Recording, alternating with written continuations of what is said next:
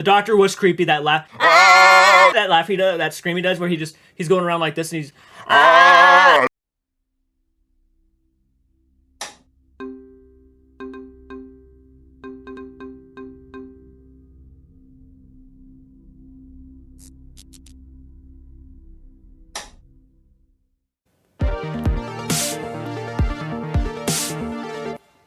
Welcome to the Kill Count, where we tally up the victims in all our favorite horror movies. I'm James A. Janice, and today we're looking at Hellraiser 2, oh, yeah. released in 1988. I keep forgetting it's called Hellbound, Hellraiser 2, not Hellraiser 2, Hellbound. Though it was weird as all shit, Apologies. the first Hellraiser was a success, so a sequel was planned pretty much immediately. Clive Barker was busy with Nightbreed, so he didn't return to direct, but he was a very hands-on executive producer, making sure Hellbound felt consistent with the first film. Barker also wrote... Well, I mean, for the most part, the director did a really good job at capturing, like, Clive Barker's, magic. But also it said he was an executive producer, so obviously he wanted to have a big hand in it, too. I thought he directed it. This whole time, I thought he directed it. Okay, my bad. I'm gonna stop pausing it now, but I just wanted to say that really quick. This whole time, I thought he directed Hellbound, Hellraiser 2. A story for Hellbound, which picks up immediately after Hellraiser concludes. Kirsty Cotton, free of Pinhead but telling an unbelievable tale, is stuck in a psychiatric ward with a power-hungry doctor looking over her. His yearning to know and experience all leads to Julia Cotton's return in a full-on trip to hell. And, of course, the return of the fan-favorite characters, the Order of the Gash, aka Pinhead and the Cenobites. Hellbound is honestly a kick-ass sequel, arguably just as good as the first movie. What I love is how different it is in tone and scale, but how it still feels like a, quote, direct and honest sequel. The two movies could be watched together as one continuous epic story, which is probably owed to the continuity of cast and crew. Replacing Clive Barker as director was Tony Randell, the New World exec. Creepy to see Frank over there pointing at the wall. I'm in hell. Help me. Who gave them extra money for the first film to do Frank's awesome resurrection scene. He was also responsible for bringing on Christopher Young as composer. Randell was initially nervous on set since this was his first time directing, but he benefited from a supportive crew who had also returned from the original. And I mean the whole crew, from the makeup team and cinematographer to the editor and production designer. Taking up script duties was Peter Atkins, a delightful seeming fellow who was longtime friends with Barker. Atkins and Randell hashed out the final script together and became lifelong friends, which was not what they expected at first. New World executive? Some cunt in a suit? What the hell? With Hellbound continuing the first film's patented combination of sex and gore, we're gonna need a sponsor to help keep this video clean from any YouTube issues. Someone dies when they're already in hell, will their kill go on the count? Let's find out, Hellraiser heads.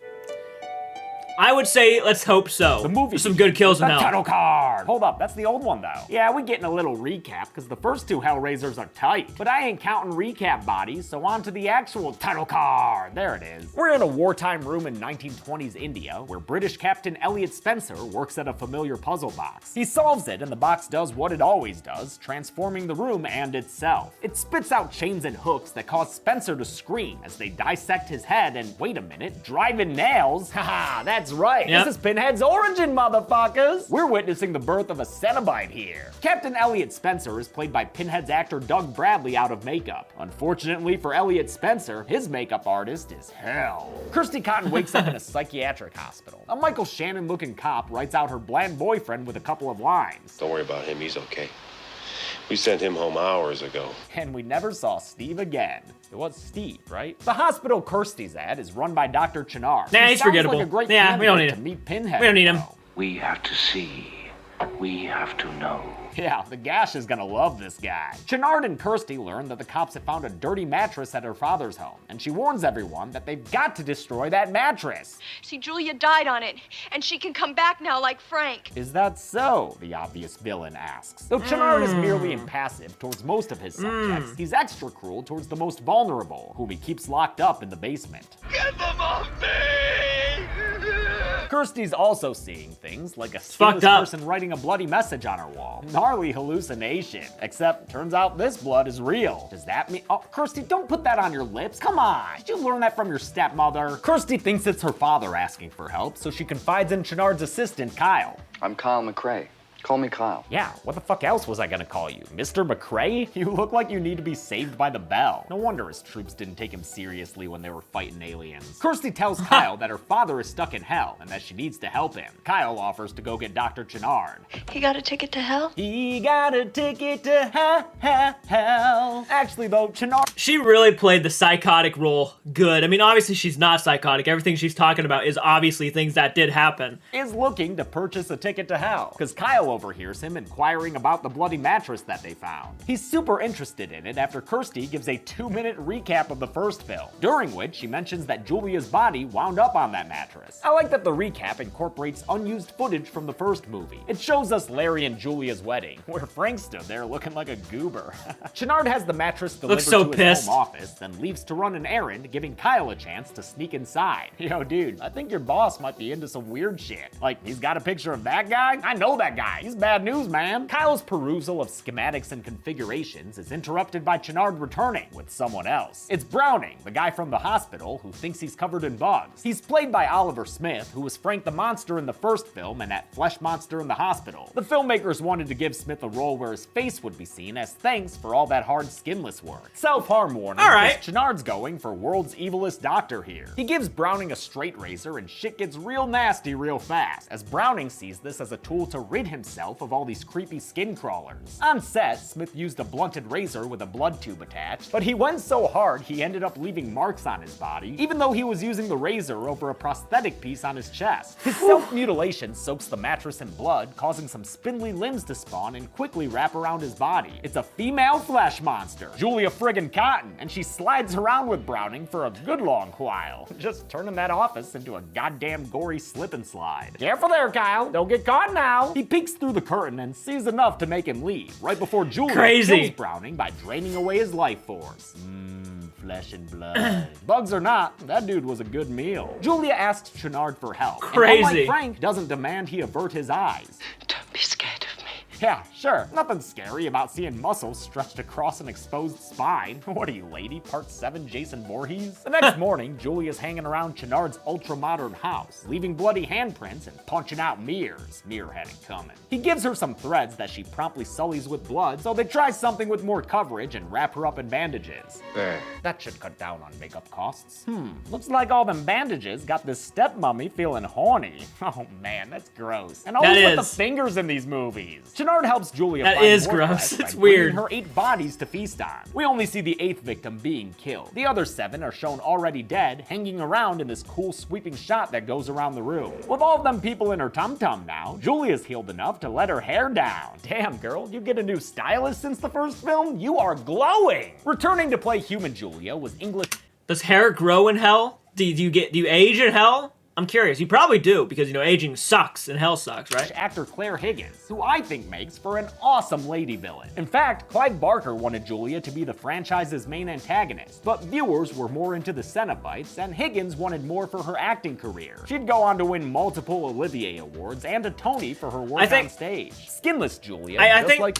I'm gonna go ahead and pause it again. I think the Cenobites were mostly meant to be looked at as mutual. I mean, they kind of come off evil, if I had to be honest with you. With skinless Frank needed an actor thin enough to wear the muscle prosthetics. That actor was South African Deborah Joel, whose makeup process went smoothly since the crew had learned a lot from the first film. Right. John Cormacan took the lead and sculpted her face, basing his design on H.R. Geiger drawings of beautiful women as robots. Makeup artist Beverly Pond Jones helped sculpt the body, taking special care when it came to the buttocks. Nice. Kyle goes to the hospital and tells Kirsty that Channard resurrected a monster. When he mentions the boxes he saw in Channard's office, Kirsty demands they go there so she can try to save her father. He agrees to help. I can do that. I'm a doctor. Oh, that's right, you are. Hey, have you met my friend Larry Gordon? I'm a doctor. You two have a lot in common. You've also got a lot in common with everyone else in this goddamn movie. Touching the mouth. While Channard is out again, they sneak in through the office window. Kyle goes upstairs to look around and is found by Julia. Hush now, child. She pretty much instantly seduces him in spite of the bloody bodies hanging nearby. Come to mother.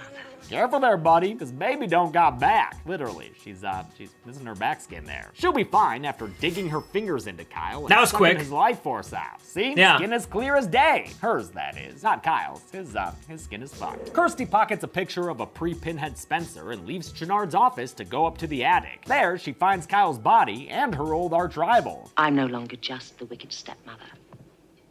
Now I'm the evil queen. That awesome evil queen knocks Kirsty out with a single backhand. Channard shows up with a girl named Tiffany, another patient at the hospital who's been shown a few times. And she it's gonna doesn't speak, open the has box. no family, and had to be named by the staff. The only thing she seems to care about is solving puzzles. You see where this is going. Channard puts Tiffany in his escape room looking Yeah, this is the scene. This is why I brought it up, Mutual, because she opened the box, but the Cenobites were aware that she was tricked to open the box by others' evil intent. So they leave her alone for the most part. She's not the one we're worried about. Let's get those assholes, really. office and gives her the lament configuration to Yep. figure out. He and Julia watch from behind a two-way mirror, or one-way mirror? I think it's two-way? Whatever, fuck it. In no time at all, old Lemmy Config continues its non-stop streak of being solved by people. Seriously, how easy is that thing? At this point, it's just a free smoke and light show. Everyone and their stepmothers are solving it, no problem. She's done it. Yeah, dude, everyone does. As always, the box makes a giant It doesn't mess take of a lot things of as it skill. opens up doors into the hallways of hell, out of which emerge everyone's favorite leather daddies, and leather mommies, and leather, whatever really. Pinhead's crew is getting ready to gash poor Tiffany until the lead Cenobite comes out and says no. It is not hands that call us. It is desire. Wait, really? Since Kirsty didn't desire you when she opened the box in the hospital, but you still came after her anyway, best get some consistent rules, brah, or you're asking for YouTube comments. The Cenobites listen to PH and walk away from Tiffany. I mean, again, because she was, just the okay, here's the thing. Okay, in the first movie, she opens the box, but she does it by herself. She chooses to do this. She was given the box by these two who are watching on the other side of the wall, and I feel like they're smarter than that. That's what I used to think. Yeah, maybe it doesn't make a whole lot of sense, but at the same time, I think it's kind of a cool and neat scene. I kind of dig it. Tiffany, bye! The lament configuration promptly resets itself. Kirsty wakes up in the attic and comes downstairs so she can, just run into hell, why don't ya? Now everybody's in these mindfuck hallways amidst the giant matte-painted labyrinth. I think it looks cool. Tiffany ends up in the circus-themed development hell that the Killer Clown sequel has been in for the past 30 years. Also, I'm guessing this is what hell looks like for a lot of people. It's a trippy sequence with a lot of unique style decisions, including funhouse clown faces and a weird-looking plastic baby. Ooh, baby keeping secrets. While lost and spinning around, Kirsty's transported into her own personal hell. It's been a while since I've watched it. And portraits of Julia. This hell is a creation courtesy of Pinhead, who's here with his pals, happy to see Kirsty again. He welcomes her to their dimension and turns the lament configuration into a diamond kind of thing. He's proud of himself for that one. Kirsty claims she shouldn't be here since she didn't open the box, and the Cenobites respond with their wonderful, sarcastic indifference. Didn't open the box. And what was it last time? Didn't know what the box was. And yet we do keep finding each other, don't we? Female Cenobite is now played by Canadian actress Barbie Wilde. It's a different look since Wilde doesn't have Grace Kirby's sunken cheeks, and she wasn't given those little bits of hair she had in the first one. Makeup artist Mark Coulier adapted the design to the new actor, who sometimes needed extra touch-ups because she was so animated on set. Wilde really got along well with returning Cenobite actors Simon Bamford and Nicholas Vince. What's not to like about Barbie Wilde? Pinhead tells Kirsty that she can't save her father since he's in his own hell just as she is in hers. But please, feel free. Explore. Explore it she does. Explore. Until she runs into Tiffany, Have fun. whom she begs to close the box so they can get the hell out of hell. Channard gets a hell tour from Julia and sees blurry group sex in hot tubs with chains. I have such sights to show you. Yeah, that shit's only the beginning, Doc. There's also this giant matte painting and this giant spinning if I'm right, this guy had a fascination with the whole Cenobites thing and hell and everything like that, and the configuration and stuff. He had a big fandom for that stuff, and he really wanted to learn more. And she used that to her advantage to lead him back to hell. But I cannot remember what her purpose for going to hell is. Maybe you guys can remind me in the comments down below. I just can't remember her reasons. diamond. Julia says this diamond is her god now, and that it's what sent her back to the land of the living. The god of flesh, hunger, and desire. My god. Leviathan, Lord of the Labyrinth. The Lord of Hell was originally a slimy tentacled monster in a pit of ooze and gore. This much more Lovecraftian great beast was created by Clive Barker, but Barker supported the change when director Tony Randell wanted something more abstract and ordered. Randell and writer Peter Atkins changed the god to the geometric perfection of Leviathan, and Simon Sace designed the diamond figure based on his design of the lament configuration. Composer Christopher Young provided subtle support through his score. He included Tibetan horns blowing out the Morse code for G.O.D. It's unique, man. It's a unique idea. I like it for that. It's unique. Meeting God leaves Channard feeling a little woozy here and triggers a montage full of negative imagery and flashes of freakiness. Haha, where you gonna be when the Leviathan kicks in? Julia thanks Channard for coming because Leviathan wanted her to bring its souls. She pushes him inside the Leviathan's creation. That's right, okay. Essentially, a little torture box that splits his face apart like it were a layer cake. It sticks all sorts of stuff in his body and in his face. I've always thought that last shot of him going down is kind of funny though. Later, the lament configuration changing room opens up to reveal that Dr. Channard has become a brand new Cenobite. And to think, I hesitate. A tentacle appendage of Leviathan appears and drills into Channard's Cenobite's head. It's taking control of him like a puppet, for the greater good, and also for this funny vibrating yell.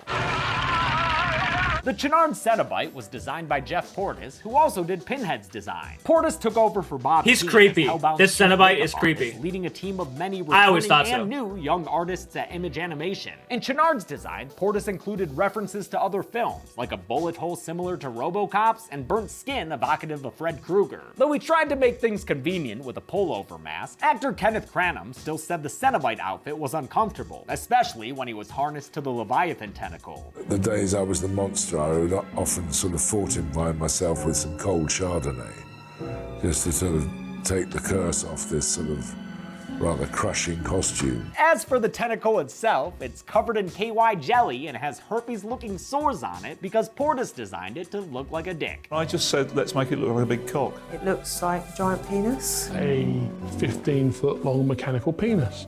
Penis? It was meant to look like a penis.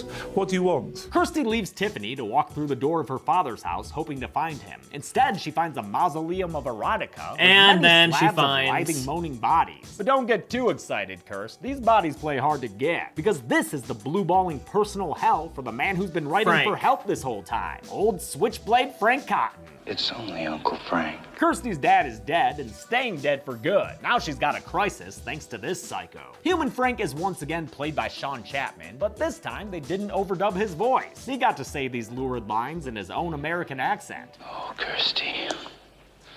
So ripe in your confusion, so luscious in your pain. Frank's lured Kirsty here because he wants to have sex with her. The pro of that, she's not a ghost who will disappear when you lift the sheet. The con of it is, of course, that she is in fact his niece. Kirsty defies him and starts a fire, making this place look more like a traditional hell. It melts Frank down until he's a flesh monster again, which is when Julia walks in, holding Tiffany by the arm. Frank tries to lean on Julia's previous obsession with him, but he overplays his hand. You belong to me. This Julia ain't the same Frank fan Nope. club president. Nope. She's her own bad mama, and she'd rather just rip Frank's heart out. Nothing personal, babe. I don't know if this should count as a kill since Frank's already dead, but Julia looks too badass here for me to not include it. Kirsty and Tiff are trying to escape when a Rightfully deserved too. I was sitting there thinking, is she really gonna fall for Frank again the second time around? And nope, she just put an end to that shit. She's like, I'm the villain of this movie. You had the first movie, I'm the villain of this movie. And she said, fuck you, go down. hallway erupts Awesome. into some kind of dimensional tear. Julia shows up, and all three ladies start getting sucked up by the space. Kirsty and Tiff are able to hold on to the doorway, but Julia is bested by the powerful force, which ripped out of her right skin. off her back and sucks her away. Hell yeah! Wow, that was like a snake shedding its skin. Freaking dope. Kirsty and Tiffany repeat a beat from the original by running back Awesome. to the hospital where the So dimensional good. door closes behind them. But all is not well back in their home dimension, where they find the hospital patients chained to puzzle boxes. That's thanks to the Channard Cenobite, who floats in looking great, but with lines that are far too zippy. The doctor. Is he? Yep, they're so bad they cause Tiffany to break her silence and run away. I recommend amputation. Dude, just shut up and kill, okay? You're not Fred Krueger. But go ahead and do that vibrating laugh again if you want. He's creepy. Kirsty and Tiffany. He's creepy, huh? I'm sorry. Cenobite. Like, yeah, his lines are, to me, they're fine. They're fine. I see what they were going for. But the scene that pisses me off the most is about to come, actually. The one scene that pisses me off more than most scenes in any movie is like right here. I don't know what they were thinking when they made this happen. Including Chatterer looking different all of a sudden. Actor Nicholas Vince had requested eyes be added to his character so he could see. A scene was written to show Chatterer undergoing a change of appearance, but it was never filmed. So now Chatterer 2 shows up without any explanation. I'm not a fan of the redesign. No. It's too rat-like now. The Cenobites approach Kirsty, eager to finally have her as a plaything. It is your flesh we want to experience. She gives Pinhead that picture of Elliot Spencer and is all like, ain't this you? The Gash Gang had thought they were always and eternally Cenobites, but Kirsty shows them that they used to be human. I remember. Kirsty's got the OG Cenobites, sympathetic and a little vulnerable, but the new big bad is here and beckoning with his weird little tentacle finger. I love the stop motion effects on Channard's Cenobite's hand eel things. They were done by Rory Fellows Hand and eel. Carl Watkins at a time when stop motion was on the decline. I understand why this complicated and expensive process was phased out, but I always love seeing it in movies. Channard's Cenobite is fronting on Pinhead's turf, so it looks to me like we're about to have an all-out Cenobite! Kirsty and Tiffany stand back as chains pierce Channard and make him vibrayal. Man, this guy. He fights back with his hand eels that free him from the chains and go flying into the Cenobites to kill them one by one. Each time they die, they're turned back into their previously human forms. It's interesting to see, especially the reveal that Chatterer was a little kid. What was that kid's life that led to the puzzle box? Pinhead is saved for last. His Cenobite appearance is gradually taken away by laser blasts until he's looking like old Ellie Spencer once again. Channard then kills him by slitting open his throat with a blade. The lead Cenobite Hell Priest goes down with a lot of gaping and tongue action, all while Channard gives another mighty vibrato yell.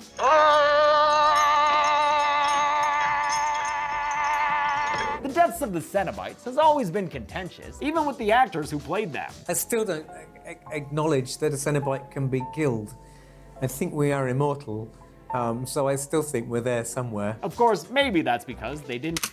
That whole moment really almost killed the entire movie for me. When this fucking wannabe doctor who comes into this world to be a Cenobite gets, for some reason, the upper hand and help in Pinhead's domain of all places. It made no sense to me that they died. I guess you could argue they became automatically weaker when they became humans again and they started remembering their past lives. I didn't even like the moment when she gave him the picture, to be honest. I would have preferred them. Here's what I would have preferred. She runs in there without the picture, doesn't show them anything, and the doctor comes in and gets his ass handed to him by all the Cenobites, but is a big enough distraction to where they can escape. That would have been better, in my opinion, instead of humanizing Pinhead and the other Cenobites and stuff. It was an interesting scene. I agree with him on there, but at the end result, I'm gonna kind of compare it to Halloween Ends, where Halloween Ends, the ending kind of pissed me off. The whole moment like this in Hellbound, Hellraiser 2, really just killed the mood for me. I was like, are you serious? These guys who are such badasses in the first movie are now have all the characters in their domain of all places, and some wannabe doctor comes in and just fucks them all up like nothing. Like literally nothing. The scene is like literally 2 to 3 minutes long, and it's just the Cenobites just getting their asses handed to them. It sucked. And they were in a group too. There was no reason why they should have lost that battle whatsoever. Get to play their human versions. I saw the movie, and who's that brunette babe? And the chaotic hop. Again, if it makes sense because they became humans again, but if we could have taken that part out where she gives them the picture, been better. Hospital, Tiffany says she has to go back to finish the puzzle. First though, here are 10 bodies of the patients who had puzzle boxes. I'll add 9 to the count now, since we already included that one dude back when Channard's Cenobite killed him with pawns. We get back to the Hell door and run inside. So much of this movie is these two ladies running up and down Hell's hallways. What is this, an episode of Doctor Who? In the hands of Julius Skim, they find the diamond-shaped lament configuration, which they take and run through the halls some more until they're outside the labyrinth staring up at its lord. sword. Leviathan turns its gaze towards Tiffany, which gives her a flashback story. Something about her mom asking Dr. Channard to help her, then I think he attacks her mom to kidnap Tiffany? I don't know, that's a little hard to interpret. Tiffany approaches Leviathan and takes a knee so she can solve the puzzle. Hurry girl, Channard's Cenobite is here and he's waving and whipping his eels around. Stop it, eels, you nasty. He floats towards Tiffany with his tools of torture at the ready when all of a sudden, what the fuck? Julia shows up again. I knew you'd come back. I didn't. She open-mouth smooches Channard, giving Tiffany the chance to grab the puzzle and solve it. Good job, Tiffany. You made the box a box again. Diamond Lament configuration isn't nearly as cool. No offense, Leviathan. Channard tries to attack Tiffany, but since the puzzle has been solved, I guess Leviathan's done using him as a hell puppet. With his hand knife stuck in the ground, the Channard Cenobite is killed when Leviathan's tentacle rips his head halfway off. Holy shit! Man, that kill was phenomenal. Yeah.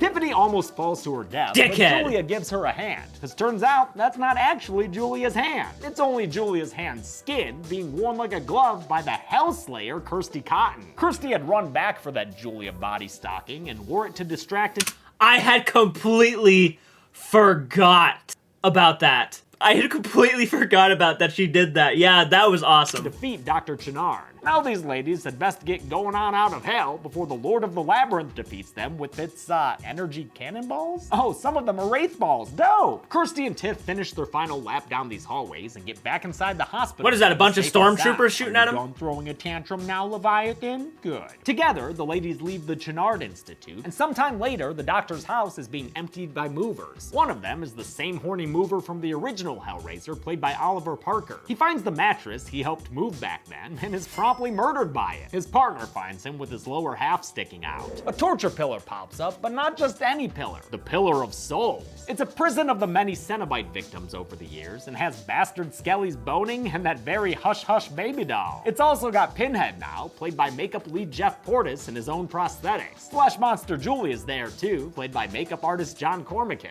Cormican had played Julia for a close-up pickup shot earlier, and seemed to like wearing her prosthetics. I mean, they did give him mad cake. Little John also plays the returning bug-munching vagrant, who ends the movie with a familiar invitation. What is your pleasure, sir? How many folks were hellward bound on this incredible journey? Let's find out. Come along, love. I have such numbers to show you. All right, so if I'm gonna go ahead and give you my favorite one, I'm gonna go ahead and give it to the Doctor. Doctor, that head-ripping scene was too good. And my least favorite kill, and I hate to say this, is probably Pinhead. Pinhead's death to me was so boring. He just got his throat slit and just fell over. That was it. That's Pinhead's death. Imagine this. Imagine if that God sphere, right, decided to kill Pinhead and the other Cenobites too. Imagine seeing the chains going inside Pinhead and then ripping his body completely apart, just like it did with Frank in the first movie. That would have been cooler for him. By my count, there were 30 deaths in Hellraiser 2. The victims were 14 male humans, 10 female humans, 4 male-ish Cenobites, the literal female Cenobite, and 1 unknown hospital victim. That gives us a messy pie chart that's sure to have some hooks and chains in it. With a runtime of 99 minutes, that left us with a kill on average every 3.3 minutes. I'll give the golden chainsaw for coolest kill to the Channard Cenobite. The only thing cooler than a decapitation is a half decap. It's so much messier. Love the bloody practical effects they used for this one. Dual Machete for lamest kill will go to the puzzle box patients who were killed off-screen. And that's it. Gotcha. Hellbound Hellraiser 2 came out in 1988, completing what I think is an excellent horror duology. I agree with Clive Barker's assessment. I think it's an uneven movie, but I think the first movie's uneven too. The series would never reach this quality again, but we're still gonna look at the next two. They're fun in their own way. Until part 3, I'm James A. Janice. This has been the Kill Count. So Hellraiser Part 3 is one I still have to watch. It's a solid time.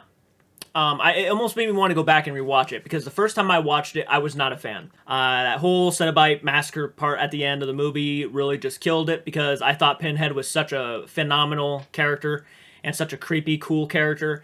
The way he just went out just really turned me off to the movie. The Doctor was creepy. That laugh, that laugh he does, that scream he does, where he's going around like this and he's that's creepy to me. I don't like it. I just don't like it. His death was really cool. There's a lot of moments I really dug, and I gotta say that the reason why Pinhead is my least favorite kill is because it's the magnitude of the character and how really fast he went down. That's why it's my least favorite kill. It's because of what he meant to the story and how he just went out like that. This is a character I had a lot of respect for, a lot of admiration for, and he just completely went out like a, I hate to say it, like a bitch. And I didn't like that. So comment down below. Let me know your guys' thoughts. What was your favorite and least favorite kill in the Hellraiser or Hellbound Hellraiser 2? I'm curious to hear your guys' opinions. Of course, go support me on Patreon. Become a channel member if you guys want by clicking that join button. And I'll check you guys out in the next video. Keep it retro and do take care.